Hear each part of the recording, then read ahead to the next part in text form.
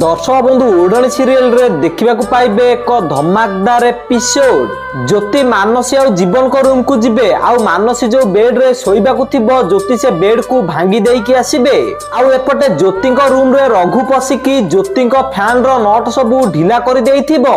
जेमिति ज्योति सोइबा पर से फैन ज्योति ऊपर पड़िकी ज्योति मृत्यु होई जिवो। रघु फैन रो नट सबू ढिला करिकी बेड तले जाइकी लुचि जिवो।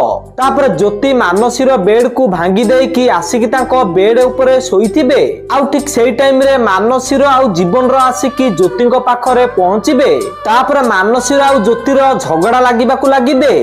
तापर मानसी ज्योति को कहबो ज्योति तू मो बेड को भांगीचु ना एबे देखे मु तो बेड को एठू नै कि जीबी।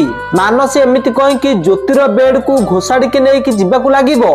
आ मानसी एमिति करूथिबा समय रे ज्योति जाई कि से बेड ऊपर सोई पड़िबे आ कहबे जदी तू मो बेड को नै कि जीबू ता सहित मते भी नै कि जीबू। ज्योति एमिति कहि कि ताको बेड रे सोईथिबे आ ठीक सेही टाइम रे से फैन रो नट सबू खसिकी तळे पड़िबो आ से फैन रो नट सबू खसिकी तळे पड़िया पर से फैन ज्योति ऊपर पड़िबा को जाउथिबो आ ठीक सेही टाइम रे जीवन जाई कि ज्योति को बंचेई देबे।